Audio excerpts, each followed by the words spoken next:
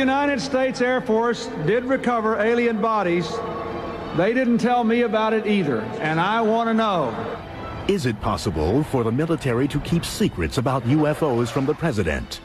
There's always things like that going on. Flying saucers, and they've had other things, you know. What does the commander-in-chief really know about extraterrestrials? We were facing an alien threat from outside this world. How many times has the United States defended itself from UFOs? Since World War II, every chief executive has tackled the national security threat posed by unidentified flying objects. Discover the evidence behind these presidential predicaments as we open the UFO files on UFOs and the White House.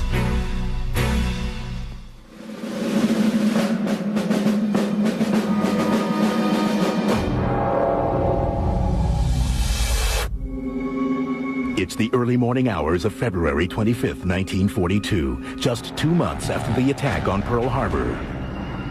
All is quiet at the White House while President Franklin Delano Roosevelt sleeps. But 3,000 miles away, the west coast border of the United States is encroached by an enemy, an unidentified flying enemy. Chaos erupts with a blip on a radar screen.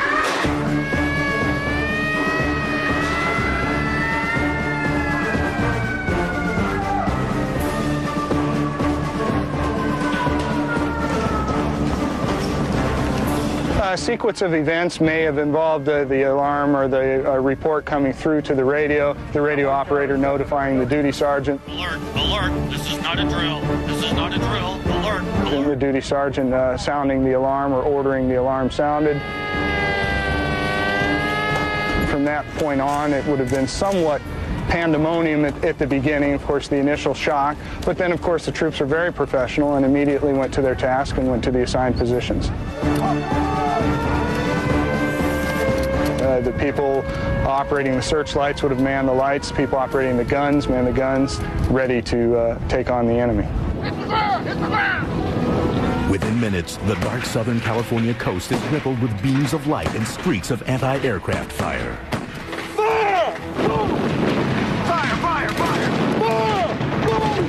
Perhaps a conservative estimate is maybe about 2,000 rounds fired that night, which would have been a very loud night for a town used to peacetime. But as defenses come to play, confusion reigns, but no one seems to know exactly where the enemy is. Well, that's the big mystery, and it's still a mystery today. You talk to many veterans, and they will swear to you that they saw aircraft that night. You will talk to many officers who will tell you there was nothing in the air that night. You will talk to civilians who saw aircraft that night. So it's really somewhat of a mystery still. The Army officially concluded that there probably were airplanes up there, but there's no information as to whether they were U.S. or Japanese or whose they were. By definition, I think a UFO. Now, if you want me to say it's little green men, I'm not prepared to commit to that, but yes, it was an unidentified flying object, I think is fair to say. For nearly an hour, the ballistic barrage peppers the skies. But as day breaks, it becomes apparent that the only damage caused by the soldiers is to the city of Los Angeles. Everything that goes up must come down, and of course the surrounding areas were littered with shrapnel fragments. So flak was raining down, and in some cases live shells actually came down and detonated. Of course, the media responded, as media does much of the time, with, let's sell some newspapers. So perhaps the stories were exaggerated, perhaps not. In fact, one of the stories was going around about the LA thing was that the Japanese had submarines and that they were launching planes off of submarines, which makes absolutely no sense whatsoever. If you take eyewitness reports, they said it was hovering, not just going slow, it was hovering. They have the one photograph where this thing has all the lights focused on it and basically doesn't look like any type of plane that was available at that time. Accounts of citywide wreckage are explained to President Roosevelt in Washington. The task falls to General George C. Marshall, the War Department's Chief of Staff. Well, Well, Marshall's letter is probably one of the most curious documents to ever be issued about the event. It says as many as 15 airplanes may have been there, varying at speeds from very slow to immediately increasing to 200 miles per hour, ranging from altitude from 9,000 to 18,000 feet. And again, no bombs were dropped, no casualties inflicted, no Allied or U.S. Navy or Army airplanes in the air that night. It just doesn't seem to make sense. If the Japanese had come all this way, we would have thought that there would have at least been some bombing, and certainly if there was more than one aircraft. Nobody can say for sure how FDR first reacted to word that his military responded to what some claim to have been an unidentified flying object. The only thing that came back from the president was a memo from him to Stimson, who was the Secretary of War. The president sent a curt message to Harry Stimson, demanding to know who was responsible for the air alarm systems in the United States, and if anyone other than authorized officials could have triggered them. How Stimson replied to FDR and how he explained the unidentified enemy remains a mystery.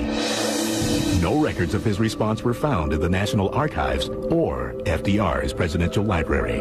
At that time, I don't think they saw it as an extraterrestrial phenomenon.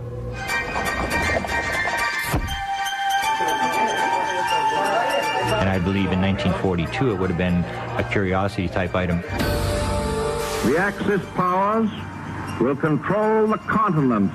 I think President Roosevelt was so caught up with the war effort and his failing health that UFOs didn't rank high in his list of concerns.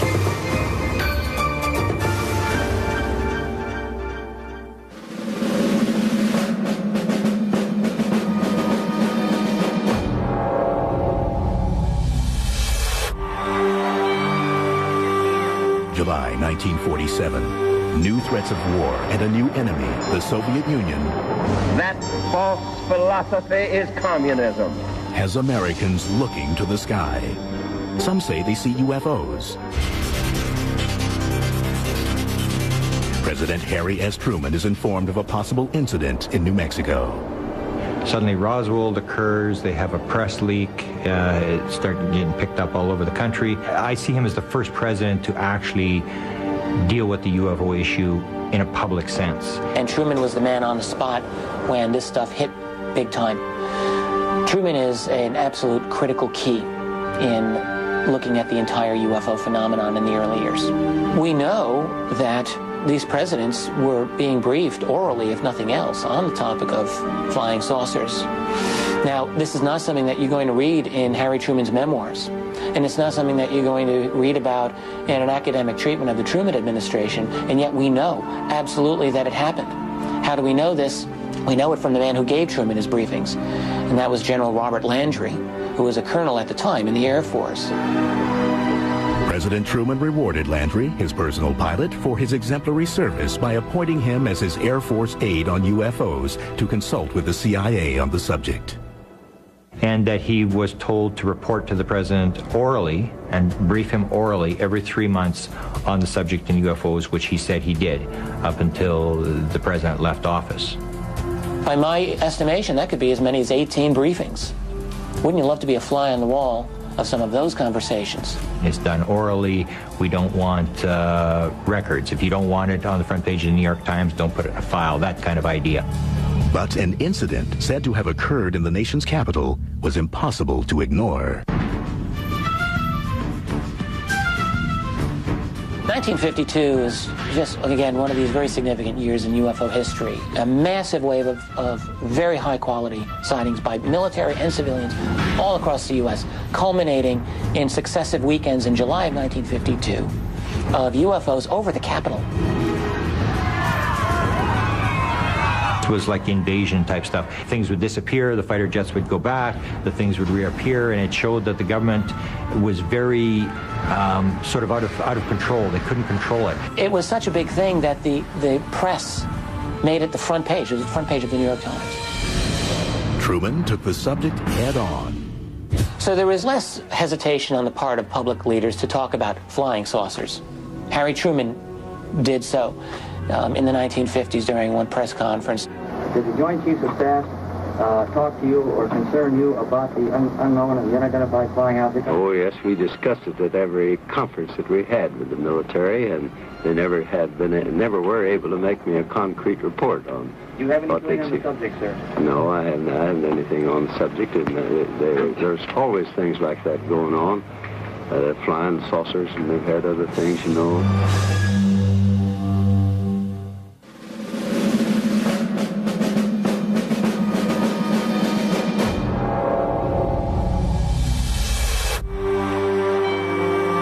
We shall never try to placate an aggressor by the false and wicked bargain of trading honor for security.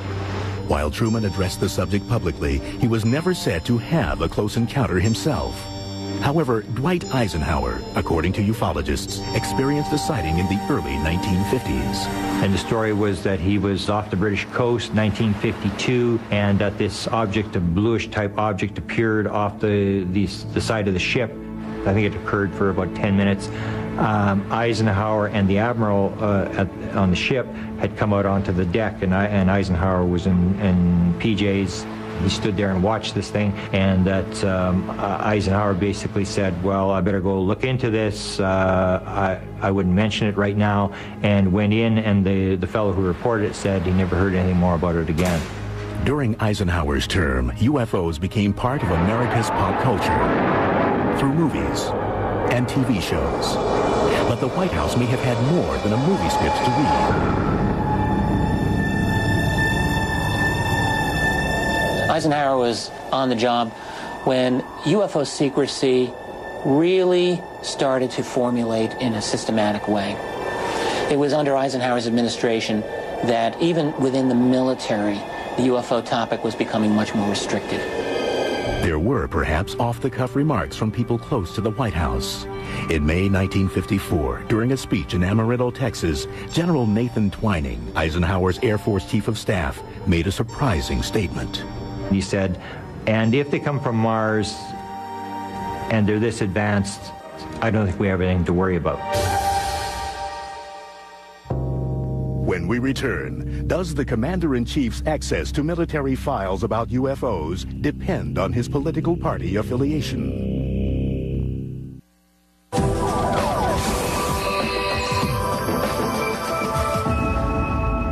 And let every other power know that this hemisphere intends to remain the master of its own house.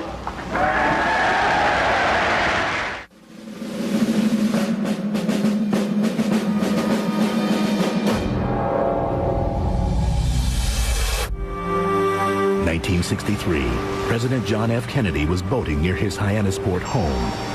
So there's a reported, alleged sighting that he was sailing off Cape Cod, that an object, silver object, whatever it was, 60 feet across, something like that, came down, and everybody saw the object, and Kennedy basically said, let's not tell anybody about this.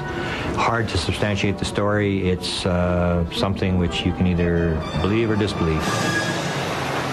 JFK's knowledge on UFOs is hard to gauge. His tragically short term in office left few UFO records in his presidential library. Kennedy is a great mystery with the UFO topic because there's reason to believe that Kennedy had some real information on UFOs. He was concerned about avoiding a war. To regard any nuclear missile launched from Cuba against any nation in the Western Hemisphere. Remember the Cuban Missile Crisis and all this kind of thing. This will produce the greatest crisis which the world has faced in its history. Well aware that saucers might cause us to start a war or the Russians to start a war, but I think he would have been very diplomatic about making sure that we didn't go shooting down flying saucers, for example. Records show that Robert F. Kennedy, JFK's brother and the Attorney General, did share letters from UFO researchers with Congressman Gerald Ford and Air Force officials. Robert Kennedy was very interested in UFOs. There's a number of letters that have surfaced where he dealt with UFOs. So it's very rare to get somebody in that high in office to actually deal with the subject in writing. Many Many UFO researchers believe that political differences may affect access to certain information, and that some U.S. presidents have not been fully briefed about UFOs by the intelligence community. The same researchers suggest JFK may have been the first president to be kept from the whole truth. He was interested in beating the Russians to the moon, but he wasn't interested in space. It was more of a competition type thing. It was a political thing. Johnson, on the other hand, was extremely interested in space. 3 years ago,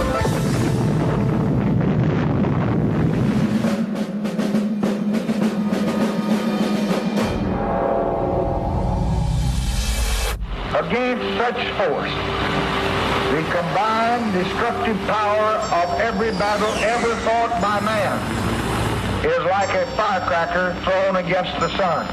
Lyndon Baines Johnson first served in the White House as President John Kennedy's vice president. In September 1961, he responded to a letter from a UFO researcher regarding extraterrestrial visitation. Johnson replied to the letter and said to him, rather than going to the Air Force, he told him to go to the executive secretary at NASA. And it was very strange that he go to NASA, not the Air Force, and very strange that the vice president would be answering UFO mail. During LBJ's term, military officials were said to have investigated an alleged UFO crash near Kecksburg, Pennsylvania. The events of Thursday, December 9th, 1965 remain an important chapter in the history of UFOs and the White House. There was a recovery team. NASA was identified as being there. Air Force was identified as being there. The object was moved away, and end of story. They said it was a meteorite. That was the official explanation. What I do in a lot of my presidential research is I take major UFO events. I go to the White House records, and then I start looking at who was there. Where was the president? Where was the Secretary of Defense? So anyway, I went to the Johnson Library, and I started looking at where was the president. He was at the ranch in Austin, Texas. The next morning, all the right people seemed to appear at the ranch. For example, James Webb, the head of NASA, flew into the presidential ranch the next morning. The governor of the state of Pennsylvania was there. All the Joint Chiefs of Staff, the entire Joint Chiefs of Staff, and they have photographs there of them arrived at the ranch. Now, the way they describe the meeting with the Joint Chiefs of Staff is a Vietnam War meeting. So even though there's nothing that you can actually nail down, the president had got pictures of the craft or whatever you want as proof, it did show some circumstantial evidence that something was happening around the president the morning after the crash.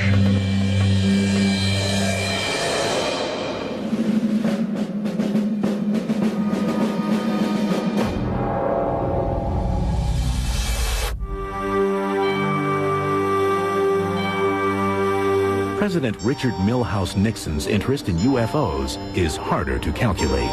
I've talked to people who claim they talked to Nixon about UFOs. He was very interested. There was a rumored story that he had a huge UFO book collection, which I was never able to substantiate. Many UFO researchers believe Nixon received specific briefings, information he may have wanted to take public.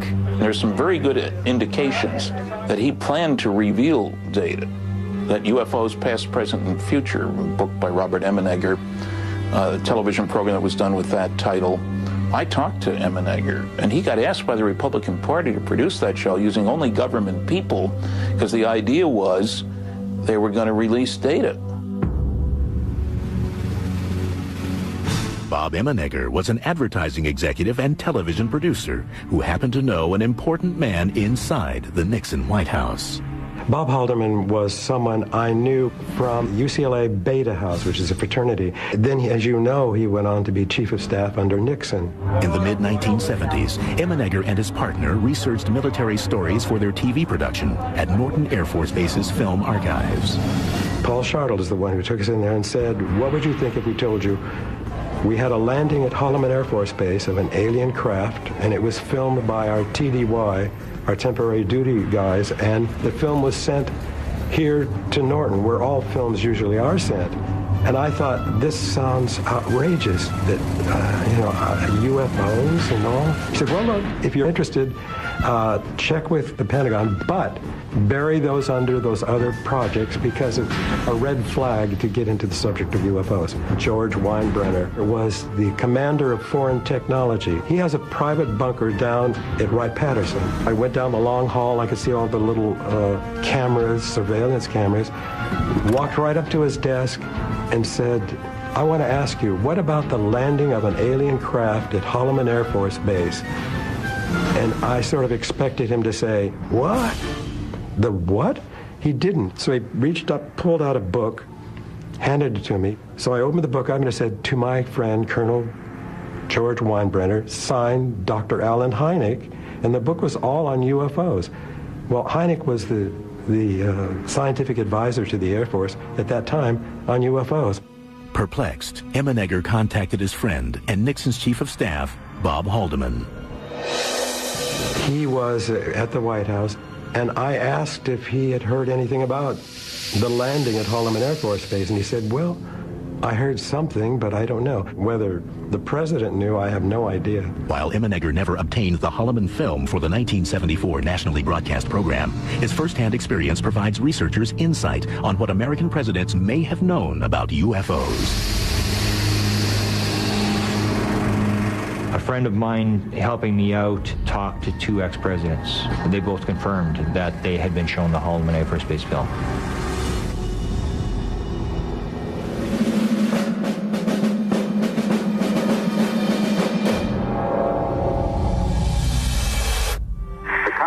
Investigate the rash of reported sightings of unidentified flying objects in southern Michigan and other parts of the country.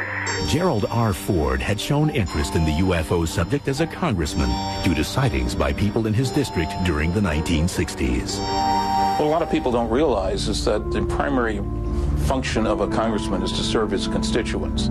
So Jerry, out of service to his constituents, saw to it that there would be a hearing. So Gerald Ford went to the bat for the people who wanted an answer.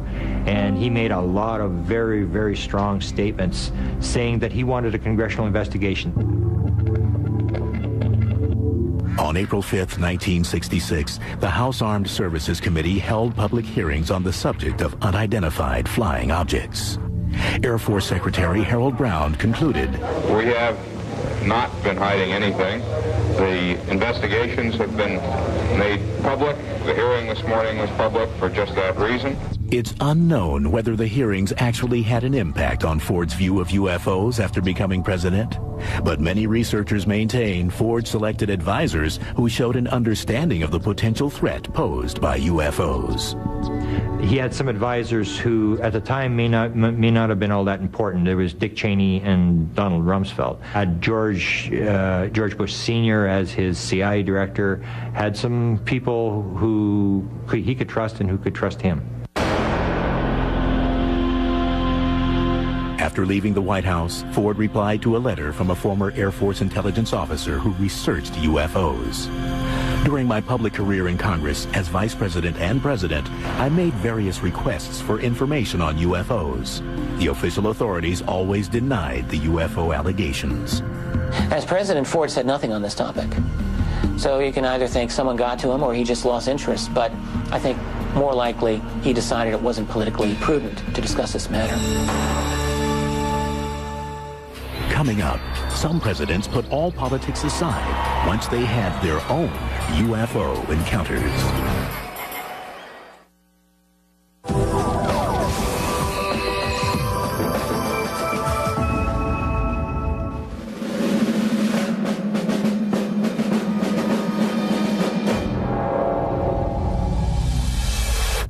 While there are some documents connecting UFOs in the White House and a few reports that presidents may have seen them, there's only one public admission.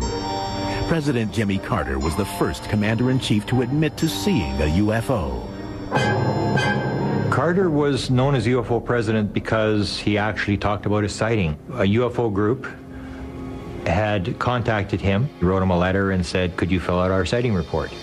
Jimmy Carter filled out the sighting report, and the rest is history. Well, Carter himself said the incident happened in October of 1969 when he was down in Leary, Georgia, speaking at a Lions Club. He spoke very strongly about it. And one thing I think it also is very impressive to the public is the fact that Carter was a state legislator here in Georgia when he saw the sighting, and he went on record about it and spoke of it quite publicly. And even becoming governor and then later becoming president, he's never waffled on it. He's always been quite upfront about it. Yes, I saw something, and no, it was not. I could not identify it. I don't make fun of people who say they've seen unidentified objects in the sky. He'll always say that he can associate with people who have had the experience, that he would never laugh at anybody who's had a UFO sighting because he's experienced it himself. Carter's UFO report gives a vivid account of what he saw that night. I never have tried to identify what I saw. It was, a light in the western sky. It was very unique. I never seen it before. So there were about 20 of us who saw it. Carter said the object he saw was had firm edges. It was circular. It seemed self-luminous. It was about 1,000 yards away, and it retreated, and then it came forward, and then it left. Basically, when you talk about UFOs, people look at you strangely, and for that reason, I think a lot of people would not be willing to be like Carter and go on the line and actually fill out a report. And he's never disavowed the content of his report, which tells me that Jimmy Carter, just as honest as a man as you'll ever find in or out of government, has left that bit of legacy to be savored by future UFO researchers who can point to it as a milestone in the fact that the government does know more than it has been telling about the subject. And this was enough inspiration for Jimmy to try to funnel out some of that knowledge. While running for the presidency, Carter made campaign promises that he would release all he could about UFOs once he took office. Well, no, but I would, make information that we have about those sightings available to the public at any time. And how did they try to hold Jimmy Carter to his promise? They wrote letters to him as soon as he got in office saying, Jimmy, you're now where you can fulfill your promise, please do so. As many as 9,000 UFO-related letters from citizens reached the White House during Carter's term. Naturally, he didn't answer it all himself, hardly any of it, but there were many people, some of them were interested in the follow-up to that 1976 promise, and others were just interested in telling their own little experience where they might have seen something that they wanted to go on record. But some researchers suggest other reasons why Carter may not have been able to deliver on his campaign promise. The CIA comes in and briefs the president on the most important intelligence stuff. And the person who briefed Jimmy Carter on the intelligence matters was George Bush Sr., the CIA director. Jimmy Carter asked for the UFO file. The story was that George Bush said, you don't have a need to know. This works on a need to know, and curiosity on the part of the president isn't sufficient need to know. To those who claim that George Bush was briefing Carter on UFOs, I think the burden of the proof would be on them. I mean, there were other much more likely subjects for them to be talking about. Regardless, President Carter did release UFO-related documents during his administration. The UFO community considers it the golden years. Half of all the UFO documents, there's thousands of UFO documents that have been released under the Freedom of Information Act request over the last 30 or 40 years. Over half of them were released under 4 years of Jimmy Carter. These newly declassified documents were sourced from numerous agencies.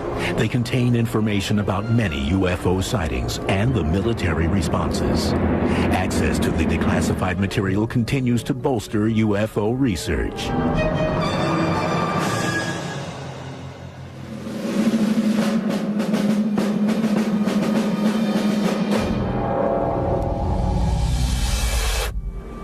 We must act today in order to preserve tomorrow. And let there be no misunderstanding. we are going to begin to act. There are reports that Ronald Reagan had 2 UFO experiences prior to serving as president. The story of his first sighting reached the public through the memoirs of actress Lucille Ball. She recalled that Reagan and wife Nancy arrived late to a Hollywood party.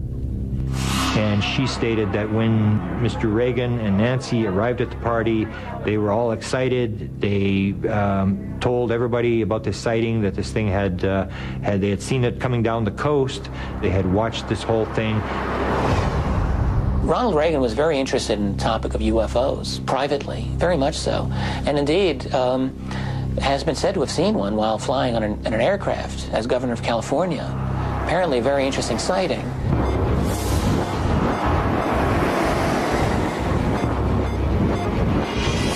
Allegedly, Reagan saw a white light zigzagging alongside his aircraft. He stepped into the cockpit and told the pilot to follow it. This pilot had 30,000 hours as a pilot, which is an incredible number.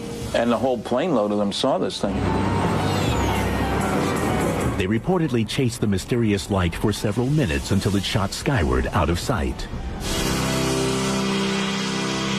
Could these alleged sightings have fueled Reagan's repeated references to UFOs and alien life during his presidency? February 11th, 1988, in a speech called Remarks at the Annual Conservative Political Action Conference Dinner, Reagan said, "Our unshakable, root-deep, all-encompassing skepticism about the capital city's answer to the UFO, that bizarre, ever-tottering but ever-flickering saucer in the sky called the prevailing Washington wisdom." A presidential speech is a very complex thing. It has many drafts. It has people who proof every word as to whether every word is accurate in their figures, facts. It's a very long and involved process. There's up to 25 agencies who have to sign off, State Department. Everybody gets to put their little 2 cents in, what they want taken out. So I started checking the speeches, and I went through every Ronald Reagan speech that had this alien invasion. Reagan asked his speechwriters to address the alien UFO subject. He believed that if we were invaded by people from another planet, that the world would come together, the world would unite. He called it his fantasy. One of the more compelling exchanges was between speechwriter Rhett Dawson, who sought to keep the fantasy out of Reagan's speeches and away from the commander-in-chief. The discussion preceded President Reagan's address to the 1987 UN General Assembly. There's a memo that comes from the speechwriter that says, "Mr. Reagan, this is your speech, and go over it and let me know." And he noticed that this particular item about the alien invasion had been removed. The president responded with a handwritten demand scribbled on the memo. And on the bottom, in Reagan's handwriting, Reagan says, "There's too much anti-Soviet stuff in here. I want you back away from this. And, oh, by the way, could you put my fantasy back in, how the world would unite if faced with creatures from another planet?" And he used the word creatures. Clearly grasping the president's determination, Dawson rewrote the speech, and during the 42nd General Assembly of the United Nations on September 21st, 1987, Reagan said, "Our differences worldwide would vanish if we were facing an alien threat from outside this world. And yet, I ask you, is not an alien force already among us?"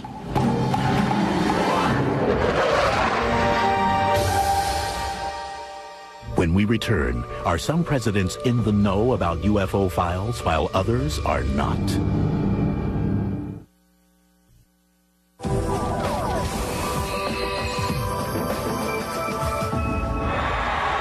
And the reason is simple. You're more apt to see a UFO than you are his plan.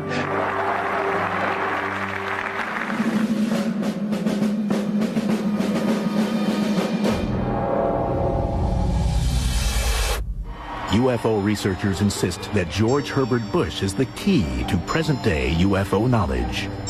George Bush Sr., I think, is one of the key presidents when it comes to ufology. He's a very important president because he has always been believed by a lot of researchers to be a guy who knows what's going on. He was former CIA director under President Ford. He was vice president under Ronald Reagan for 8 years, would have gotten briefings on many issues, including UFOs. He was trusted by the military. He was trusted mostly by the intelligence community. In fact, now they've actually named a building at the CIA headquarters after George Bush. Herbert Walker Bush, when he was in his earlier days, had served as chief of the CIA. Now, some people think in that capacity he was bound to have known about what was going on ufologically at the agency. If he did, it still probably won't ever be disclosed until after he's long gone, just like the other president. People did write to the agency, by the way, probably when he was serving there. They would send Freedom of Information requests to the agency for any UFO material in its possession, say 900 pages worth and counting. They claim they no longer look into the subject, but how many Americans today are going to accept out of hand such a claim as that? However, little evidence can actually link President Bush to UFOs. For example, when I wrote the Bush Library, I asked them about UFO documents. They said they only had one UFO document. And there are no public documents linking George Bush Sr. to UFOs, but I think there's very little doubt in any researcher's mind that this man knew a lot about the topic. The answer may lie beneath some of the most heavily blacked out government documents, recently declassified from a number of military agencies. To many UFO researchers, George H. Bush and members of his staff, including Dick Cheney and Donald Rumsfeld, was the power team who kept the UFO files closely guarded within military and intelligence circles.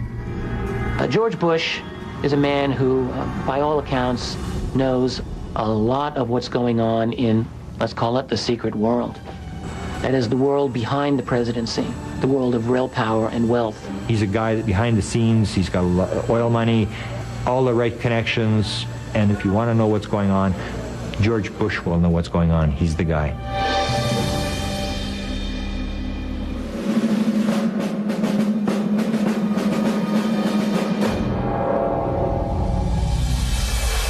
As far as I know, an alien spacecraft did not crash in Roswell, New Mexico in 1947. William Jefferson Clinton's presidential archives contain extensive records pertaining to UFOs, from Roswell to alleged close encounters. I would say that if UFOs are cards, Clinton is the royal flush. I mean, Clinton was into UFOs big time. The Clintons have said that the library in Little Rock has got a lot of windows, it's got a lot of glass, because they wanted to show that it was an open administration. It's just a gold mine for a researcher. I think Clinton, on the one hand, did more than any other president to get classified material declassified. And he did more to open up government disclosure than any other president, as far as I know. Bill Clinton is another president who had a publicly stated interest in the topic of UFOs and wasn't afraid to say so from time to time publicly. He would talk about Social Security. I mean, I saw a survey the other day that said that a lot of people in their 20s thought it was more likely that they would see a UFO than that they would ever draw Social Security. So, of course, every time they're trying to push Social Security, the president, they go to this little funny thing that they stick in the speech. And Clinton used it 8 times. Yet many researchers believe the Clinton White House was sympathetic about the need to disclose secret UFO files. Perhaps President Clinton's most impressive comment regarding UFOs was delivered during a speech on November 30th, 1995. When a presidential speech is written, it is not just something the guy makes up. This is something that will take days, weeks, months to put together. It will be vetted by everybody. Something that's in a presidential speech is there for a reason. So Bill Clinton is making up a peace speech in front of 80,000 people in Belfast, Northern Ireland. He stands up, and in this speech, he's talking about kids, and he reads a letter from Ryan. And he said, Ryan, if you're out in the audience today, here's the answer to your question. If the United States Air Force did recover alien bodies, they didn't tell me about it either, and I want to know, I want to know, I want to know. This is the part that the press all over America played. The second part of the statement, is what I believe is a challenge, a shot across the bow to the military. He said, but if they did recover alien bodies, they didn't tell me about it either, and I want to know. And when you look at the first Roswell report that was put out by the Air Force in 1994, 1995, it doesn't talk about the bodies. When we return, all the president's men go on high alert when a UFO approaches the White House.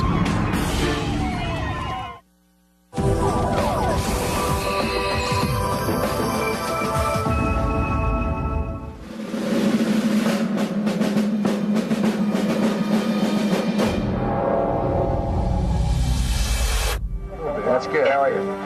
Good to see you, sir. If you're elected president, will you find and trust the people enough to tell them about UFOs, what the story is? Half the public believes that they are real. Would you finally tell us what the hell's going on? Sure, I will. According to some UFO researchers, George Walker Bush, the 43rd President of the United States, has reconstituted his father's powerful White House staff, partially to maintain a grip on UFO secrecy.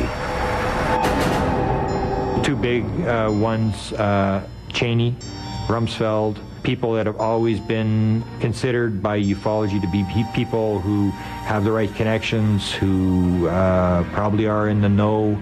Regarding the administration of George W. Bush, it's unclear how much this man knows about the topic of UFOs. There are many who argue that the Vice President, Dick Cheney, is the man on the spot here in relation to this matter. On April 11, 2001, presidential UFO researcher Grant Cameron was able to query Vice President Dick Cheney on UFO disclosure. Cameron knew he'd have to ask pertinent questions. Have you seen a UFO? Who cares? What do you think about UFOs? Who cares? The important question is, have you been briefed? Did someone walk in your office one day, get you to sign a piece of paper acknowledging that you've been briefed on the subject? And if we can show that the president has been briefed on the subject of UFOs, it would show that not only does it exist, but it's an important subject. I did manage to get the question asked to Dick Cheney. He was on a radio talk show in Washington, D.C. on the Diana Rehm show, and I was the first caller up. I called in and I said to him, and my question was, Mr. Cheney. Since the statement made by George Bush last July, there's been a vicious rumor circulating in the UFO community that you've been read into the UFO program. So my question to you is, in any of your government jobs, have you ever been briefed on the subject of UFOs? And if you have, when was it and what were you told? Well, if I had been briefed on that, I'm sure it was probably classified and I couldn't talk about it. And it stunned me. It was significant because, first of all, he basically stated it would probably be classified and stated I wouldn't be talking about it, which means they're going to continue to keep it secret. And he basically acknowledged that, yes, he's in the loop, and yes, there is something to this. It's secret, and it's important. The issue of government disclosure on UFOs as they relate to national security issues has long been debated. The chief executive either knows or should know what the inner sanctum of official UFO research is all about. The question is, why can't we get more information from the White House? And I don't know the answer to that. The politics of disclosure about UFO reality is, I can think, only would be a nightmare for any president of the United States. It's like being a little bit pregnant. You can't do a little bit of disclosure. It won't sell. There's always some idea that some office somewhere is accumulating all this data and all that. But again, you would have to know who's doing it. This gives a lot of ground to conspiracy theorists. I think presidents all recognize that presidents come and go. They're short-lived when it comes to the Washington establishment. Intelligence agencies go on forever. So I think keeping the status quo about UFOs is the easiest way for all of them to behave. It really is a situation where the people, ordinary people, have got to recognize that it's in their interest to have disclosure on UFOs, really for the survival of the system of government that we all grew up believing we had. A government of the people, by the people, for the people. And disclosure is a critical way in attaining that, because it is the opening up of a huge part of our history that has been denied to us for 60 years. That's a big deal. And how much has really changed in the days since FDR was president? With the advances in technology and security, unidentified flying objects are still seen as a credible threat to the White House and the president.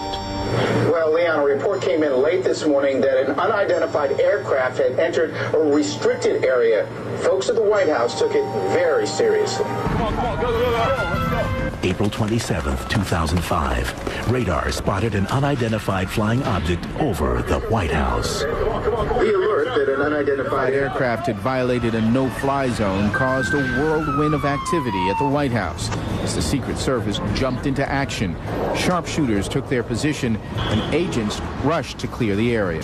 President Bush and Vice President Cheney were hurried into underground bunkers. Security forces responded to a perceived threat with pandemonium, strikingly similar to the confusion of the troops who defended against an unidentified flying object in 1942. Well, what sparked all of this? According to the Department of Homeland Security, it was just a blip on the radar screen, no aircraft.